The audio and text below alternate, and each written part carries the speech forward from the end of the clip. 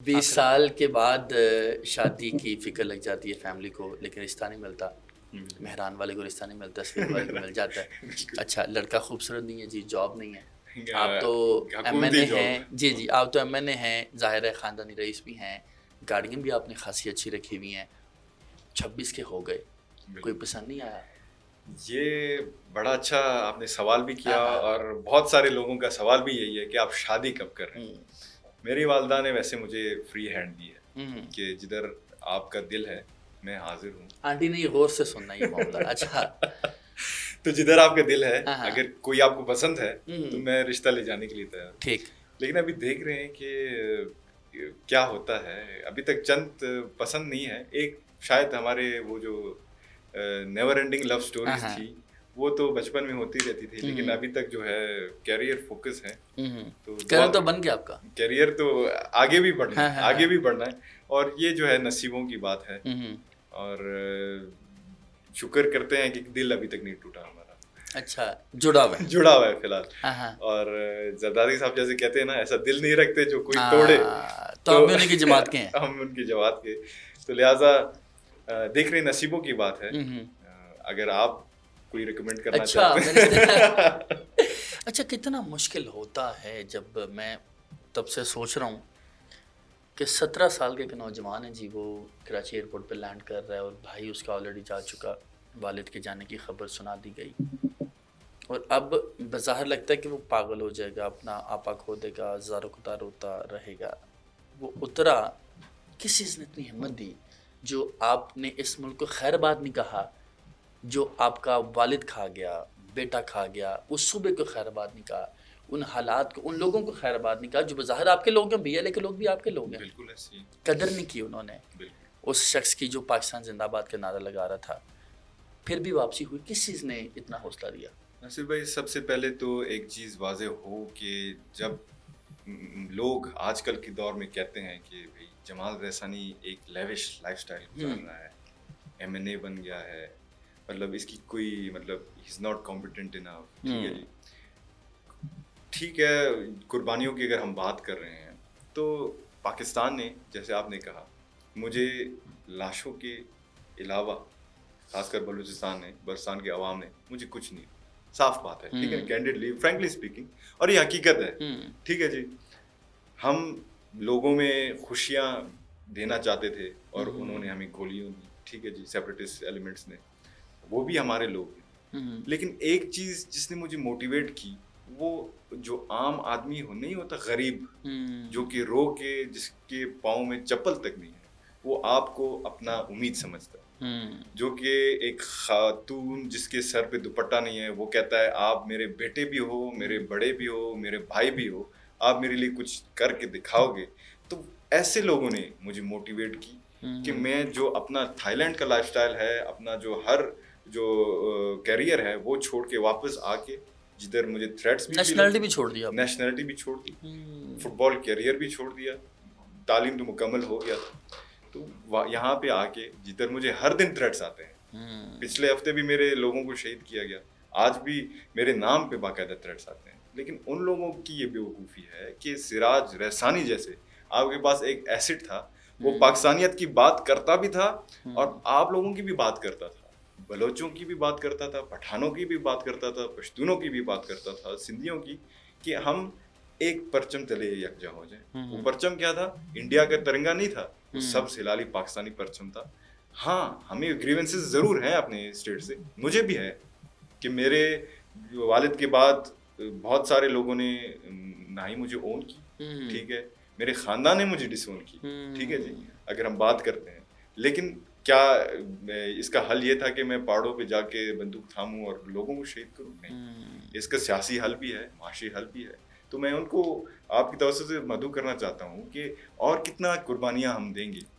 आज भी इतनी कुर्बानियों के बावजूद भी लोग कहते हैं कि बलूचिस्तान को पाकिस्तान से आज़ाद कर रहे हैं, तो ये तो गलत है। ये भी हमारा चमन है, पाकिस्तान हमारा चमन है, और इस चमन के लिए हमने लहू दी है, और कितना लहू दे कि हम प्रूव हों कि हम भी पाकिस्तानी हैं।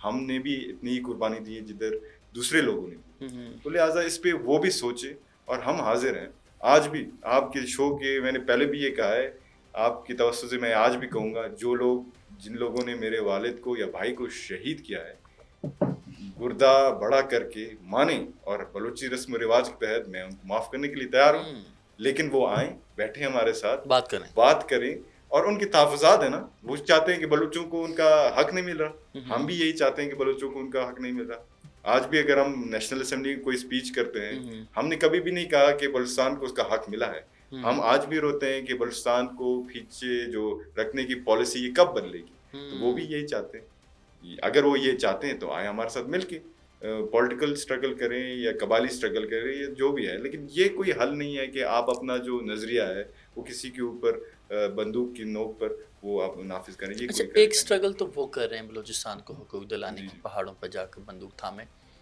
एक स्ट्रगल आप कर रहे हैं पार्लियामेंट में आकर तकरीर करते हुए, बात करते हुए, रेजोल्यूशंस मूव होती हैं, सारा मामला होता है। आपको लगता है कि वो ज़्यादा कामयाब हैं या आप ज़्यादा मजबूत आवाज़ हैं? एक साल में, आपको 1 साल हो गया पार्लियामेंट में, क्या खोया, क्या पाया, कितनी बलूचिस्तान की बात की, कितनी बात सुनी गई और मसाइल को कितना हल किया जा सका? सबसे पहले तो हमें एक फ़ैसला करना होगा, आज या कल ये फ़ैसला होना ही होना है, तो आज सब मिलकर बैठें, ये फ़ैसला करें। फ़ैसला ये है कि क्या नाराज़ बलोच का एक टर्मिनोलॉजी इस्तेमाल होता है हर टाइम जब बलूचिस्तान की बात होती है। नाराज़ बलोच ये कौन है? आया नाराज़ बलोच वो है जो कि बलूचिस्तान में रहता है, बलूचिस्तान का शहरी भी है, ग्लोबल सिटीज़न भी है, और उसको तालीम के हक से महरूम किया जाता है, हेल्थ के इंफ्रास्ट्रक्चर से महरूम किया जाता है, टेक्नोलॉजी से, जॉब से अपॉर्चुनिटीज़ महरूम किया जाता है। या वो लोग हैं जो कि किसी मेलिफिसेंट विजन के तहत एक्सटर्नल फोर्सेस के साथ मिलकर जो है वो बलूचिस्तान के लोगों को उनकी ज़हनियत बिगाड़ रहे हैं, और उनको कह रहे हैं कि ये जो आज का जो पाकिस्तान है ये पंजाबी चला रहा है, सिर्फ पंजाबी चला रहा है। और जितने भी आपके नवाब और सरदार आजकल जो बैठे हैं ट्रेजरी बेंचेस पे या पार्लियामान में, ये सारे जो हैं पंजाब के कहने पर बैठे हैं और पंजाब के पपेट हैं, और वो लोगों को बहकावे में आकर, जो कि हमारे टीचर्स हैं जिनका कोई भी ताल्लुक नहीं है किसी भी पार्टी से, किसी भी तंजीम से, उनको शहीद करते हैं, प्रोफेसर्स को शहीद करते हैं, हमारे खिलाड़ियों को शहीद करते हैं, हमारे स्टूडेंट्स जो कि ब्राइट स्टूडेंट्स हैं उनको गुमराह करके पहाड़ों की तरफ ले जाते हैं, और जो उनकी फैमिलीज़ हैं उनका कोई मतलब अता पता नहीं होता।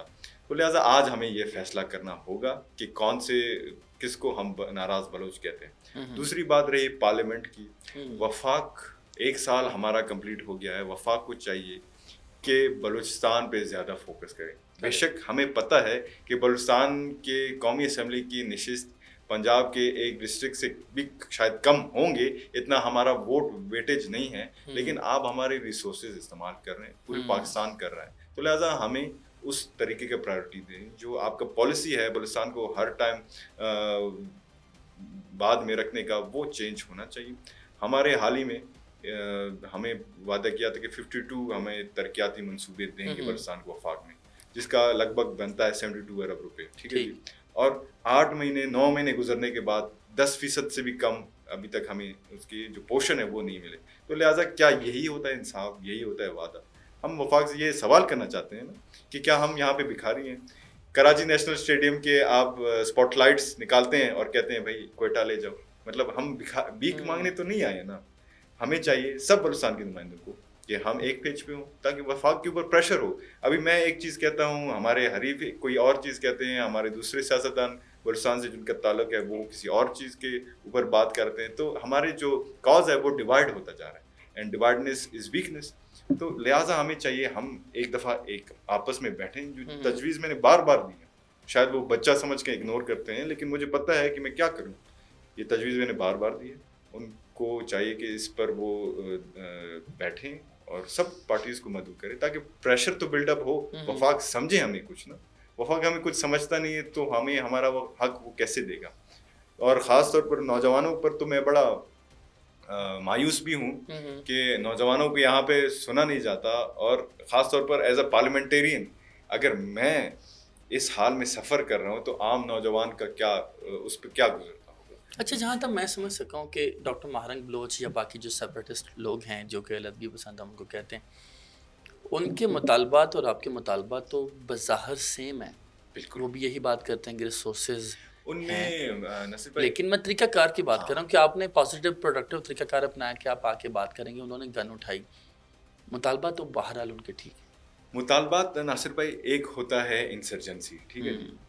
बाज़ औक़ात हम जब वफाक में बैठते हैं, वफाक कहता है कि भाई बलूचिस्तान में इंसर्जेंसी चल रही है, और इस नैरेटिव को हम मुस्तरद करते हैं। इंसर्जेंसी उसे कहते हैं जब the people who are with arms वो किसी को चीज़ को जस्टिफाई कर रहे हो, ठीक है जी। जहाँ तक बात है डॉक्टर मारंग की, वो कहता है कि मिसिंग पर्सन्स का इशू हल होना चाहिए, वो आप भी बात करते हैं। मैं भी करता हूँ जेन्युइन मिसिंग पर्सन्स की, ठीक है। वो कहता है बलोचों को उनका हकूक मिलना चाहिए, वो मैं भी कहता हूँ। लेकिन करते करते वो आखिर में एक ऐसा डिमांड रखते हैं, फॉर एग्जांपल उन्होंने रखी भी है बहुत सारे जगहों पे, कि बलूचिस्तान को आप पाकिस्तान से अलग कर। ये तो इम्पॉसिबल है बहुत। अगर हम एज अ, वो भी डॉक्टर हैं, एज अ नॉलेजेबल पर्सन अगर बंदा बात करे, कॉमन जो सेंस है, बलूचिस्तान सफ़र नहीं कर पाता, ठीक है जी।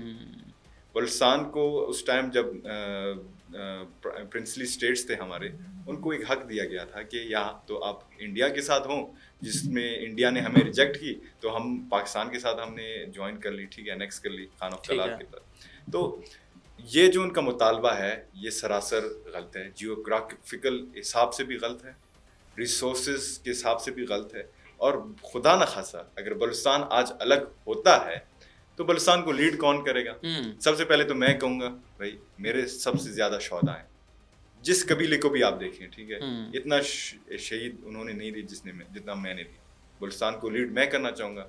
फिर अख्तर मेंगल साहब वहाँ से उठेंगे, शफीक मेंगल साहब वहाँ से उठेंगे, सरफराज बुगटी यहाँ से कहेंगे, मरी वहाँ से कहेंगे कि भाई मैंने दिया, जहरी वहाँ से कहेगा मैं चीफ ऑफ जालावान हूँ, बलूचिस्तान को मैं लीड करना चाहूँगा, तो खाना जंगी में हम चले जाएंगे, ठीक है जी।